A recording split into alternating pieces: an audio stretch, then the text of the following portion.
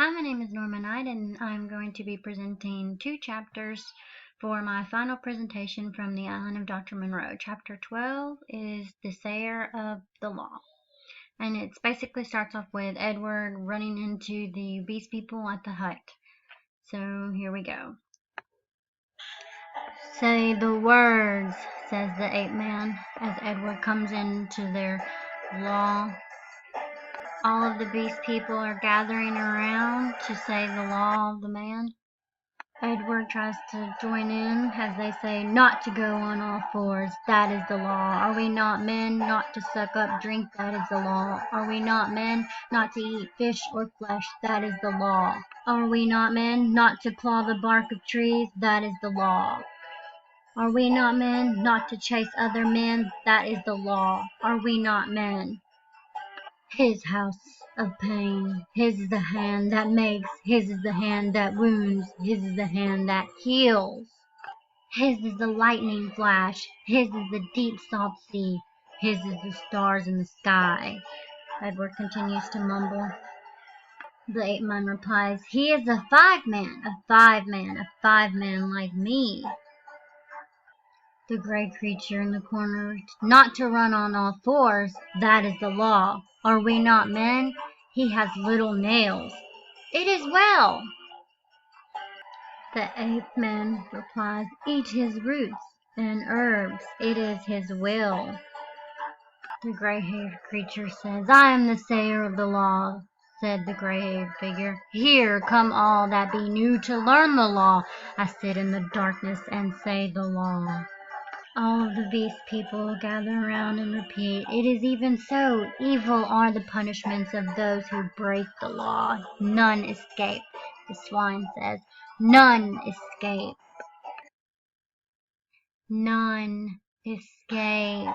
Some go crawling trees, some go scratching at the graves of the dead, some go fighting with foreheads or feet or claws, some bite suddenly, none giving occasion, some love uncleanliness. None escape. The Beast People continue, punishment is sharp and sure, therefore learn the law, say the words. Not to go on all fours, that is the law. Are we not men? Soon the Beast People find themselves at Monroe. Montgomery had come in. They have revolvers. Stop him! Hold him! All the Beast People turn to Prendick. Running after Prendick, he's running. Catch him! Catch him! Hold him! As they finally chase them to the end of the water, the end of the island, they ask, what are you doing, man? What am I doing? I'm going to drown myself. Why? Asks Monroe. Because that's better than being tortured by you. I told you so, turned Montgomery. What makes you think I shall torture you? What I saw, and those yonder? Hush. I will not. They were men. What are they now? I at least will not be like them. Montgomery stood silent for a little while. So did Monroe. Prendick asked, who are these creatures? They were men, men like yourselves, whom you were infected with some bestial taint, men who you have enslaved and whom you still fear. You who listen, he said, pointing at the Beast People. Edward continuing to go in the round. You who listen, do you not see these men still fear you, go in dread of you? Why then do you fear them? You are many. As he just was ranting on, Montgomery pleaded, for God's sake, stop that, Prendick. Monroe stated, Prendick! Monroe talked to Prendick for a little bit. Listen to me for a moment, and then say what you will. Latin, Prendick. Bad Latin, schoolboy Latin, but try and understand. And then he talked to Prendick in Latin. can't really say that, but a humanizing process, I will explain. Come ashore, as he tries to convince Prendick to come. Prendick replies, well, a pretty story. They talk, build houses, they were men. It's likely I'll come ashore. Monroe replies, the water just beyond where you stand is deep and full of sharks.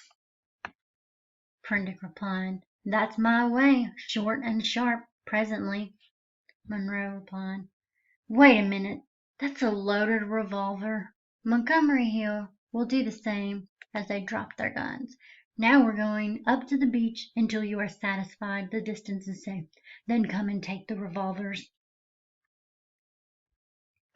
Not I. You have a third between you, Monroe replied.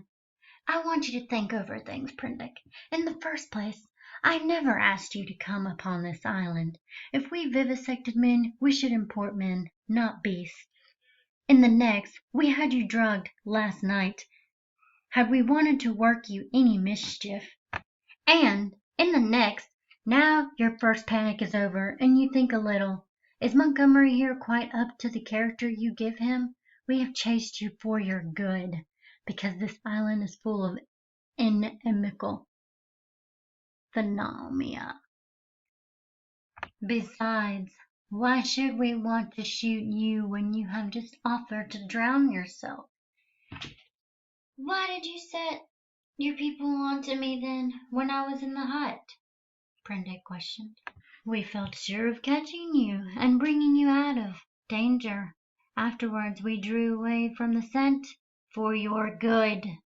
But I saw in the enclosure that was a puma, Montgomery stated. Montgomery. Look here, Prendick. You're a silly ass. Come out of the water and take these revolvers and talk.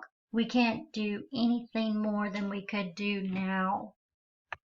Prendick was beginning to be a little convinced, but before then he told him, go up to the beach, holding your hands up. Monroe replied, can't do that. Undignified. Go up to the trees then, as you please. Montgomery replied, it's a damned silly ceremony. Prendick said, I'll take the risk, Montgomery. That's better. As it is, you have wasted the best part of my day with your confounded imagination. Finally, Prendick goes up ashore to the beach and begins to talk to Montgomery and Monroe. I hope you liked my presentation of Chapter 12 and 13. This semester was fun, and thanks again.